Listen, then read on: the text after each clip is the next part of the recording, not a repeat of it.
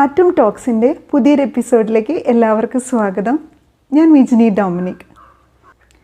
പൗരാണിക കാലം മുതൽ തന്നെ തുണികൾക്ക് നിറം കൊടുക്കാനും വിവിധ തരം ഡെക്കറേഷൻസ് ചെയ്യാനും ഒക്കെ പല രീതികളും മനുഷ്യർ യൂസ് ചെയ്തിരുന്നു.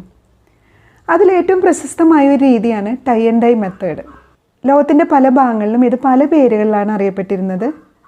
ജപ്പാനിൽ ഇതിന് ഷിബോരി എന്നാണ് പറയുക. ഇന്ത്യയിൽ ഇത് ബാന്തിനി, ബന്ദേജ് തുടങ്ങിയ പേരുകളിലാണ് അറിയപ്പെടുന്നത്. ഇന്ത്യയിൽ രാജസ്ഥാൻ, ഗുജറാത്ത് മേഖലകളിലാണ് ഇത് ഏറ്റവും പ്രശസ്തമായിട്ടുള്ളത്. സൗത്ത് ഇന്ത്യയിൽ, തമിഴ്നാട്ടിൽ ഇതിനെ ചുങ്കിടി എന്നാണ് അറിയപ്പെടുന്നത്. ഈ ടൈ ആൻഡ് ഡൈ എന്താണെന്ന് വെച്ചാൽ, നമ്മളൊരു തുണിയെ നൂല് വെച്ച് ടൈ ചെയ്തിട്ട് അതിന് ഡൈയിൽ മുക്കുമ്പോൾ ആ നൂല് വെച്ച് കെട്ടിയ ഭാഗത്ത് ഡൈ കയറാതിരിക്കുകയും അവിടെ ആ തുണിയുടെ കളർ റിമെയിൻ ചെയ്യും. അപ്പോൾ നമുക്കൊരു ഡിസൈനോ അല്ലെങ്കിൽ ഒരു പാറ്റേണോ നമുക്ക് ഉണ്ടാക്കിയെടുക്കാനും പറ്റും. ഈ ടൈ ആൻഡ് ഡൈയിൽ ഏറ്റവും ശ്രദ്ധിക്കേണ്ടത് നമ്മളത് ടൈ ചെയ്യുന്ന കാര്യത്തിലാണ്. ടൈ ചെയ്യുന്നതിലാണ് അതിൻ്റെ ഡിസൈൻ ഇരിക്കുന്നത്. അപ്പോൾ ടൈ ചെയ്യുമ്പോഴേ എപ്പോഴും നമ്മൾ നല്ല ടൈറ്റായിട്ട് ടൈ ചെയ്യാൻ ശ്രദ്ധിക്കുക. ടൈറ്റായിട്ട് ടൈ ചെയ്തിട്ടില്ലെങ്കിൽ നിങ്ങളുടെ ഡിസൈൻ നിങ്ങൾക്ക് ഭംഗിയായിട്ട് വരില്ല. അപ്പോൾ ഇവിടെ ഞാൻ ഒരു 6 ടൈപ്പ് ടൈയിങ് കാണിക്കുന്നുണ്ട്. അത് മാത്രമല്ല, ഈ വേറെ ഒത്തിരി തരത്തിലുള്ള ടൈയിങ് മെത്തേഡ്സ് ഉണ്ട്. ഇനി 2-3 തരം ടൈയിങ്സ് നിങ്ങൾക്ക് ഒരു ക്ലോത്തിൽ തന്നെ ചെയ്യാവുന്നതാണ്. പിന്നെ നിങ്ങളുടേതായിട്ടുള്ള എക്സ്പെരിമെൻറ്റ്സ് ഒക്കെ നിങ്ങൾക്ക് ചെയ്ത് നോക്കാവുന്നതാണ്. ഇവിടെ ഞാൻ നാച്ചുറൽ ഡൈ ആയിട്ട് ബീട്രൂട്ടാണ് യൂസ് ചെയ്യുന്നത്. പിന്നെ സിന്തറ്റിക് ഡൈയും യൂസ് ചെയ്യുന്നുണ്ട്. നമ്മൾ ബീട്രൂട്ട് ഡൈയിങ്ങിന് യൂസ് ചെയ്യുമ്പോൾ ഒരിക്കലും സിന്തറ്റിക് ഡൈയുടെ അത്രയും ഡാർക്ക് കളർ നമുക്ക് കിട്ടണമെന്നില്ല. പക്ഷേ ആ നാച്ചുറൽ ഡൈക്ക് അതിൻ്റേതായ ഒരു സൗന്ദര്യമുണ്ട്. പിന്നെ സിന്തറ്റിക് ഡൈ യൂസ് ചെയ്ത് നമ്മൾ ചെയ്യുമ്പോൾ കുറച്ചും കൂടി ഡാർക്കായിട്ടുള്ള കളേഴ്സ് നിങ്ങൾക്ക് ലഭിക്കും. അപ്പോൾ നമുക്ക് ടൈ ആൻഡ് ഡൈ എങ്ങനെ ചെയ്യണമെന്ന് നോക്കിയാലോ. ഫസ്റ്റ് നമ്മൾ ചെയ്യുന്നത് ബൈൻഡിങ് മെത്തേഡാണ്. ഞാനിവിടെ യൂസ് ചെയ്യുന്നത് കടലയും ഒരു കോയിനുമാണ്. നിങ്ങൾക്ക് ഇതിന് പകരം ബീഡ്സൊക്കെ യൂസ് ചെയ്യാം. ആദ്യമേ തന്നെ നമ്മൾ എവിടെയൊക്കെയാണ് നമുക്ക് ഡിസൈൻ വേണ്ടതെന്ന് വെച്ചാൽ ആ ഭാഗത്ത് നമ്മൾ പെൻസിൽ വെച്ച് മാർക്ക് ചെയ്യണം. കറക്റ്റ് നിങ്ങൾക്ക് സർക്കുലറായിട്ട് ഡിസൈൻ വേണമെങ്കിൽ ആ രീതിയിൽ, സ്ക്വയർ ആണെങ്കിൽ സ്ക്വയർ രീതിയിൽ. അപ്പോൾ നിങ്ങളുടെ ഡിസൈൻ്റെ എങ്ങനെയാണ് നിങ്ങളുടെ മനസ്സിലെന്ന് വെച്ചാൽ ആ രീതിയിൽ നിങ്ങൾ മാർക്ക് ചെയ്യുക.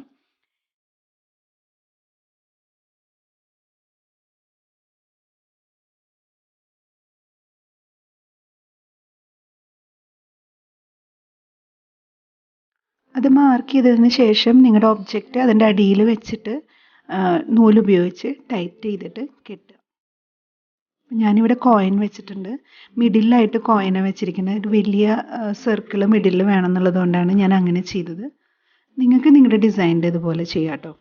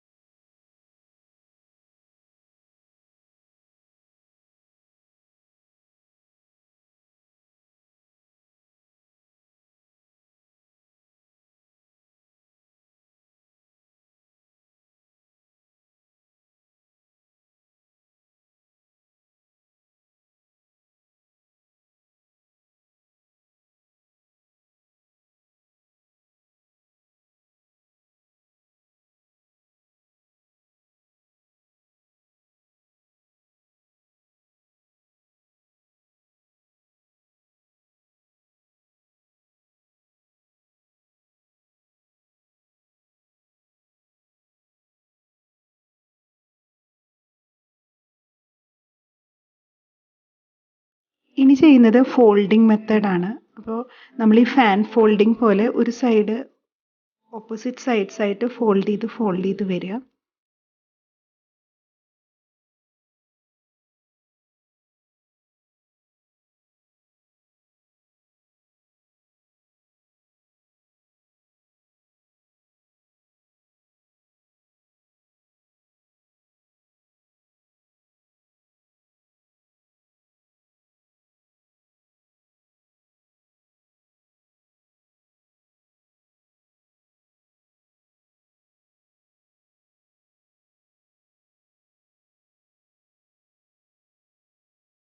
അത് ഫോൾഡ് ചെയ്തതിന് ശേഷം വീണ്ടും ആ ഭാഗങ്ങളും നിങ്ങൾ ഇതേപോലെ തന്നെ ഫോൾഡ് ചെയ്യണം.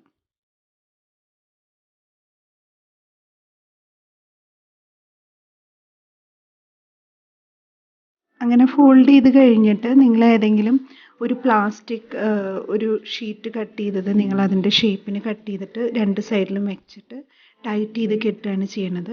അപ്പോൾ ഈ പ്ലാസ്റ്റിക്കിൻ്റെ പീസ് വെച്ചത് കൊണ്ട് തന്നെ അതിൻ്റെ അവിടേക്ക് കളർ കയറില്ല. അപ്പോൾ നമുക്ക് ആ ഒരു ഡിസൈൻ നിങ്ങൾക്ക് നിങ്ങളുടെ ക്ലോത്തുമ്മ കിട്ടും. ഈ പ്ലാസ്റ്റിക് ഒരു പീസിന് പകരം നിങ്ങൾക്ക് ഐസ്ക്രീം സ്റ്റിക്സോ അതുപോലെ തന്നെ പഴയ സി ഡിയുടെ പോർഷൻസോ ഒക്കെ കട്ട് ചെയ്തിട്ട് യൂസ് ചെയ്യാവുന്നതാണ്. നല്ല ടൈറ്റായിട്ട് കെട്ടണം.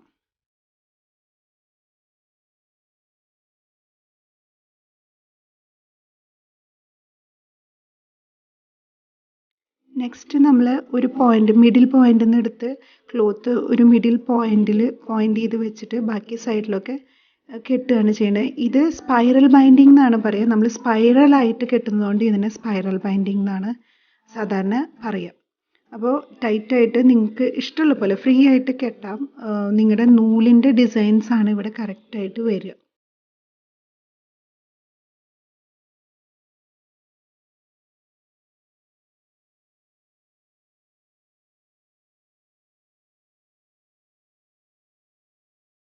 ഇതിൻ്റെ എൻഡിൽ ഞാൻ നോട്ട്സാണ് ഇടുന്നത്. നമ്മൾ സാധാരണ കെട്ടുന്ന പോലെ ആ ക്ലോത്തിൻ്റെ 4 എൻഡുകളിലും ഞാനിങ്ങനെ നോട്ടാണ് ഇടുന്നത്, ഓരോ കെട്ടുകൾ.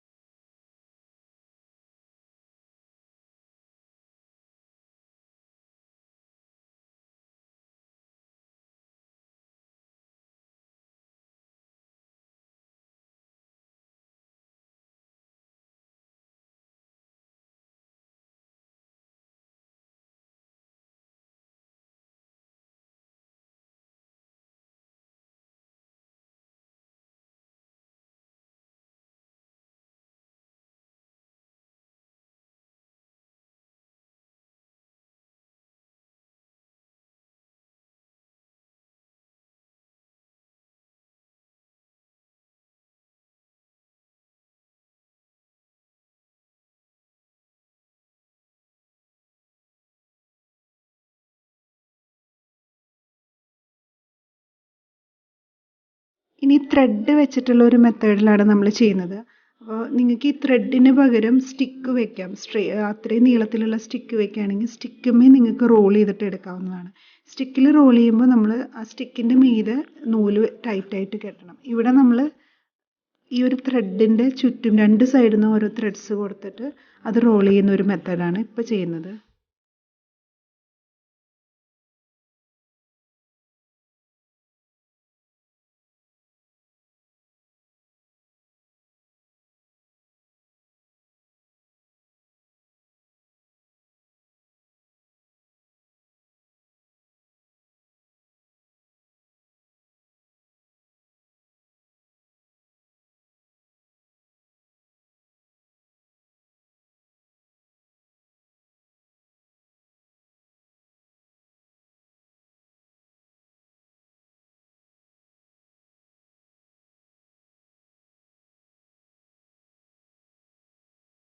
ഇനി വീണ്ടും നമ്മളൊരു ഫോൾഡിംഗ് ആണ് ചെയ്യണത്. ഇവിടെ ഫോൾഡിങ് ചെയ്യുമ്പോൾ നമ്മൾ യൂസ് ചെയ്യുന്നത് ക്ലിപ്സ് ആണ്.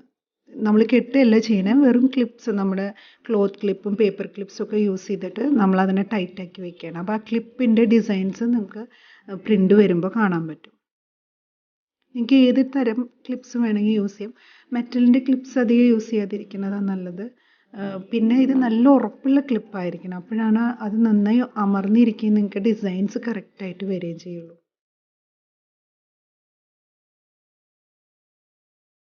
അടുത്തതാണ് മാർബിളിംഗ് എന്ന് പറയുന്നത്. ഇത് വളരെ സിമ്പിളാണ്. ജസ്റ്റ് ക്രഷ് ചെയ്യുക നിങ്ങളുടെ ക്ലോത്ത്, എന്നിട്ട് ജസ്റ്റ് അതിനെ ടൈറ്റായിട്ട് കെട്ടുക. ഇതിനെ മാർബിളിംഗ് എന്നാണ് ഈ മെത്തേഡിനെ പറയുക.